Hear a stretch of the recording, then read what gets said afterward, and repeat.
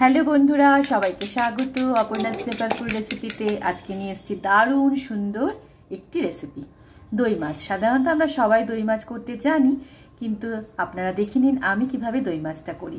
সমস্ত ভাজা মশলা, গরম মশলা, শুকনো লঙ্কার গুঁড়ো আর একটু দই দিয়ে ভালো করে আমি এইটাকে মেখে নেব, মাছটাকে মেখে নেব। খুবই ভালো লাগে দই মাছ কিন্তু এই সময় খেতে। বাড়ি ছোট থেকে বড় সবাই পছন্দ করে, তাই মাঝে মাঝেই কিন্তু দই মাছ আমাদের বাড়িতে বানানো হয়। পরিমাণ মতো নুন আর একটু সর্ষের তেল দিলে কিন্তু এই যে পুরো মশলাটা সেটা কিন্তু মাছের গায়ে ভালো করে মেখে যাবে।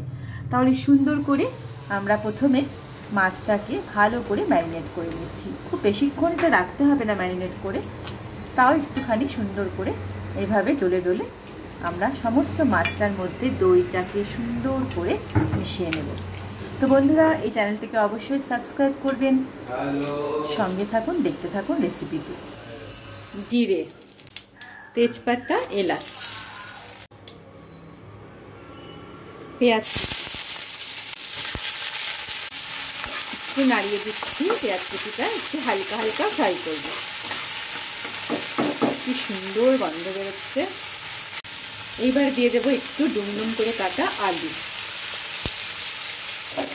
দিয়ে দেবো পরিমাণ মতো হলুদ পাউডার। দই মাছে একটুখানি লম্বা লম্বা করে আলু দিলে বেশ টেস্ট লাগে, তাই আলুটা কিন্তু দিতে হবে এখানে। যারা খান না তারা দেবেন না। এবার সুন্দর করে একটু ভাজা ভাজা করব। এইবারে দিয়ে দেবো একটু টমেটো, দিয়ে দেবো একটু নুন, যেটা আমি আগেও দিয়েছি মাছ মাখাতে। ভালো করে আমি এগুলোকে একটু কষাবো, কিন্তু আলুটা একটু ভাজা ভাজা হবে, মানে সেদ্ধ হবে না তো, তাই একটুখানি আলুটাকে হালকা ফ্রাই করে নিচ্ছি মশলার সাথে। দেখুন কত সুন্দর কালার এসছে। এবারে আমরা মাছটা দিয়ে দেবো। মাছটা সব ঢেলে দিচ্ছি। জিরের গুঁড়ো, ধনের গুঁড়ো, শুকনো লঙ্কার গুঁড়ো, গরম মশলার গুঁড়ো সব দিয়ে মাছটাকে ভালো করে মেখে নিয়েছি। এইবারে মাছটা আমি এর মধ্যে দিয়ে দিলাম। এবার একটু কষবো। একটুখানি আমি জল দিলাম, একটু নাড়িয়ে দিচ্ছি। এবার এটাকে নাড়িয়ে দিয়ে একটু ঢেকে অল্প আঁচে রান্নাটা হবে। কাঁচা লঙ্কা চিড়ে চিড়ে দিয়ে দিলাম।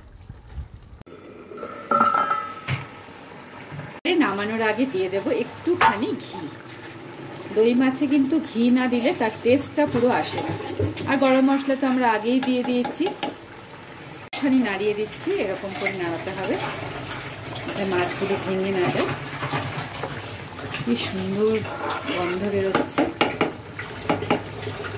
তো বন্ধুরা, কমপ্লিট হয়ে গেল আমার এই সুন্দর দই মাছের রেসিপিটি।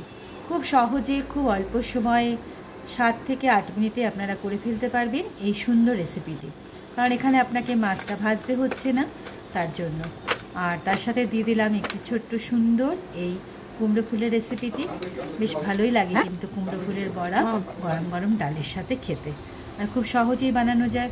তাহলে আজকে এই পর্যন্তই। সঙ্গে থাকবেন, দেখতে থাকবেন অপর্ণাস ফ্লেভারফুল রেসিপি। আর চ্যানেলটিকে অবশ্যই সাবস্ক্রাইব করবেন। সুস্থ থাকবেন। আজকে এই পর্যন্তই, দেখা হবে নতুন কোন রেসিপির সাথে। টাটা।